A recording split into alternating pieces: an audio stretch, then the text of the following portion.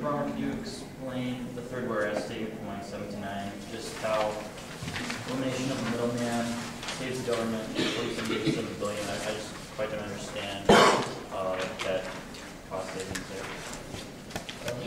Why that? The third one, sir? Yes. The elimination of the middleman save the United States government between 47 and 87 billion in tax dollars. Yeah. This is kind of getting the nitty-gritty thing, so I'll try to keep it as clear as that I have it in my mind and try to convey it to you.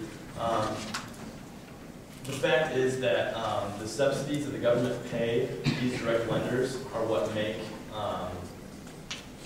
the student loans through the FELP program more expensive than the direct lending. So with these subsidies eliminated, that frees up the taxpayers' dollars that are being spent on giving out these government subsidies to these middlemen lenders. That makes sense. So the money that is being used currently to give to these private middlemen lenders for them to make a profit would now be eliminated, so it would free up that money within the U.S. Treasury to be put back, like I said, into its Pell Grants and back to help people go to college. So just as a clarification, follow up, if these subsidies did not exist, which is what the affirmative vote would basically affirm, the rates have to be a little bit higher in order for corporations like Nelnet to exist, so they'd have to charge students more on their loans. Now, or just we go through? I mean, right now the interest rate is fixed by Congress. So the only thing that's making these private loans more expensive, like I said, are the bank's profit margins and the subsidies that are going from the government to the private lenders for them to make a profit. So like I said, all that's being cut are the middlemen lenders that are making a profit off of this.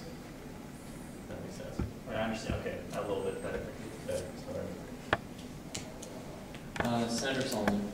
Yeah, I've got a couple questions. One, is there a reasonable timetable on when we can expect the Senate? I spoke with some different contacts that I have from previously being in DC, just within the Senate. I just asked, what do you see this being, with healthcare being such a huge issue in DC, what do you think the timeline is with this? And they really just have no idea. They said this could be tagged along with the healthcare bill. It could be brought in after, or they really had no clue. So. Senator Peterson. I'm interested in hearing more about your discussion with Mr. Jacobson. What did you have to say about how this would affect some of the banking industry in Nebraska? Okay. For that, I'm going to turn it over to the person who spoke directly with Mr. Over breakfast. Okay, yeah, my dad is chairman of the Nebraska Bankers Association, so I kind of talked to him about the impact this would have on local banks. And he owns a bank in North Platte and then in Wyoming, but they're small local banks, which, are on a different scale than a company like Wells Fargo or First National, things of that nature. So basically how this system would work through a private bank. If you went to a private bank to get a student loan, you would go, they would fill out the loan paperwork as regulated by the government, and then that bank would most likely sell the note of your loan to a company like Nelnet. Because then Nelnet is in charge of collecting on your loans once you graduate from college. They're in charge of maintaining all your paperwork, sending you notices, all of those sorts of things. As well as just keeping track of the general finances of your loan. So then the bank in turn, by selling that note, is reimbursed for their loan. So the $20,000 they just let you pay for school or whatever. And then are also paid a fee for processing all the paperwork. So without companies like Nelnet to be lenders, by being only servicers, you're not going to have students going to banks for student loans. However, banks generally don't give a lot of student loans, regardless of where they are, because they're high-risk loans, and somewhat there's tons of regulation on giving student loans as far as fill out the paperwork to the T so that they can then return that note to a company like Nelnet or South Bank. So you're probably going to lose bank business, but it's going to be small. It's going to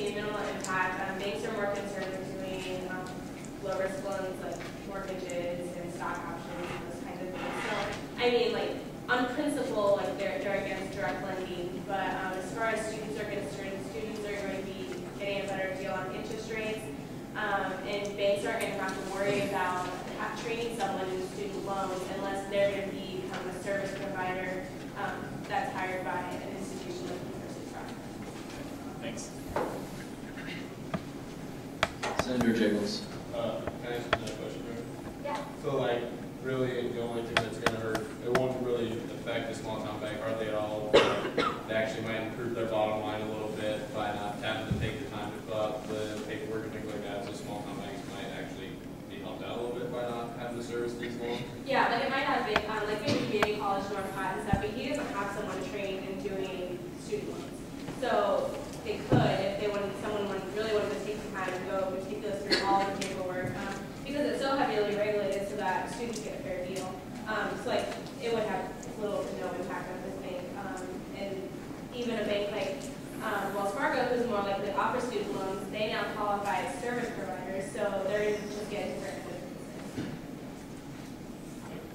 Are there any other questions? Senator Post. Yeah, Mr. Did you state the committee's vote?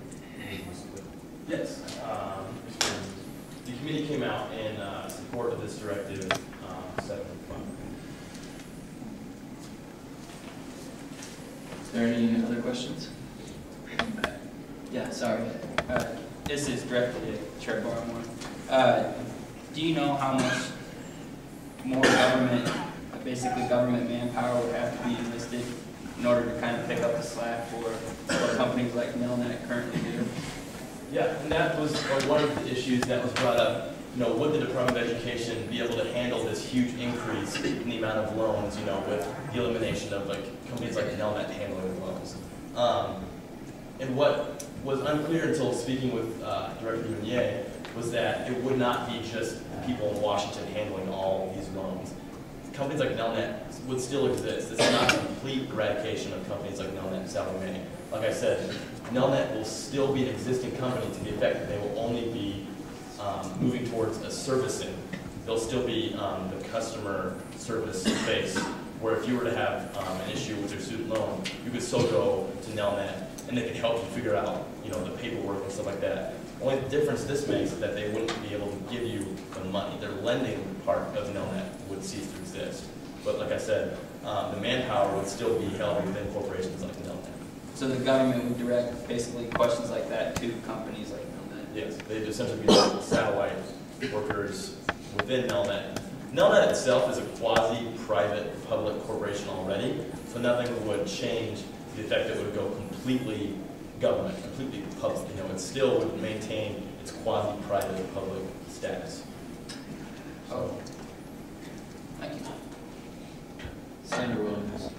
It says on here that 35,000 private sector jobs would be lost if this was voted down, but how many would be lost in Nebraska? well, like I said, that's been a number that was released by the opposition to this bill going through. And like I said, I think companies like Nelnet, which is headquartered in Lincoln, 4,000 jobs across the country, around 1,000 here in Lincoln. But I think an important thing to take into consideration with that is I think that would be under the understanding. It's a very proposed number that's definitely not certain. And also, I don't think that's taking into account the fact, like I talked about, with Nelnet would still be existing. It's not completely, not everyone in Nelnet, not all 1,000 jobs are going to be lost. The servicing aspect of Nelnet is still going to be around. Jobs are still going to be, geared more towards that servicing aspect and not the lending. So I can't give you a proposed number, but that's just a number that's been released by the opposition. So they're going to go probably, with the most drastic number they could. Are there any other questions? Okay, seeing no questions, we'll open it up for discussion. Is there any discussion on Government Bill number 5? I just want to make one more